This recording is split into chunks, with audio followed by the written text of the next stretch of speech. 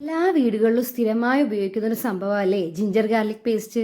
ഇത് നമ്മൾ കടയിൽ നിന്ന് മിക്കവരും വാങ്ങാതെ, പ്രത്യേകിച്ചും ജോലിക്ക് പോകുന്നവർ എന്തായാലും കടയിൽ നിന്നായിരിക്കും വാങ്ങിയിരിക്കുക.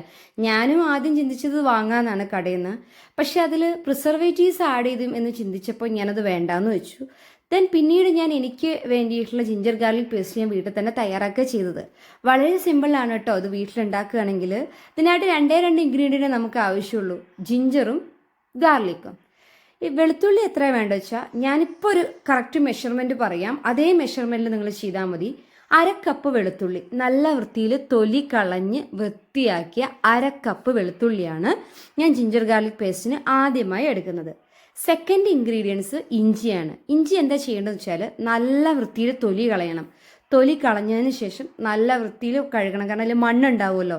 കഴുകി തുടയ്ക്കണം. കോട്ടൺ തുണി വെച്ചിട്ട് അതിലൊരു തുള്ളി പോലും വെള്ളമല്ല നിങ്ങൾ ഉറപ്പാക്കിയതിന് ശേഷം നല്ല വെള്ളം പോകാൻ വെച്ചോട്ടെ, നല്ല രീതിയിൽ വെള്ളം പോകാൻ വെച്ചുകൊണ്ട് നിങ്ങളത് ചെറുതായി ചോപ്പ് ചെയ്യുക. എന്തിനാന്ന് വെച്ചാൽ എന്നാലും നമുക്ക് കറക്റ്റ് മെഷർമെൻറ്റ് എടുക്കാൻ പറ്റുള്ളൂ.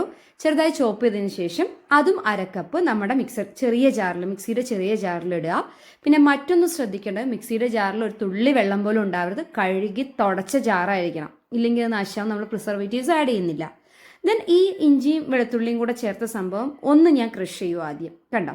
അപ്പോൾ ഒന്നെല്ലാം കൂടെ മിക്സ് ആവും. ഈ മിക്സ് ആയതിലേക്കാണ് നമ്മൾ നാച്ചുറൽ പ്രിസർവേറ്റീവ്സ് നമ്മൾ ചേർക്കുന്നത്. ഞാനിവിടെ ചേർക്കുന്ന നാച്ചുറൽ പ്രിസർവേറ്റീവ്സ് എന്ന് പറയുന്നത് 1/2 ടീസ്പൂൺ മഞ്ഞൾപ്പൊടിയാണ്. 1/2 ടീസ്പൂൺ കറിക്കിടുന്ന മഞ്ഞൾപ്പൊടിയില്ലേ, സെയിം സാധനം, അത് 1/2 ടീസ്പൂൺ ചേർക്കും. പിന്നെ ഒരു ഫ്ലേവർലെസ് ഓയിൽ എന്നാണ് പറയുന്നത്, അതായത് ഒട്ടും സ്മെല്ലില്ലാത്ത എണ്ണ. ഞാനിവിടെ കൊടുക്കുന്നത് സൺഫ്ലവർ ഓയിലാണ്.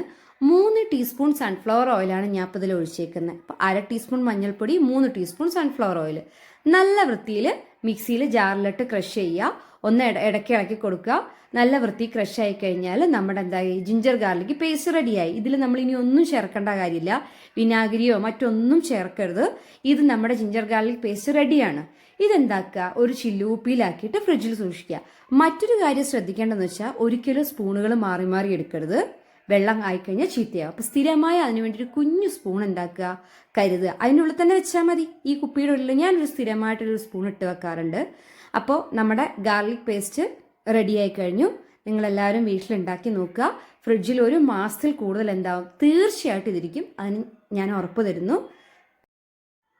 താങ്ക്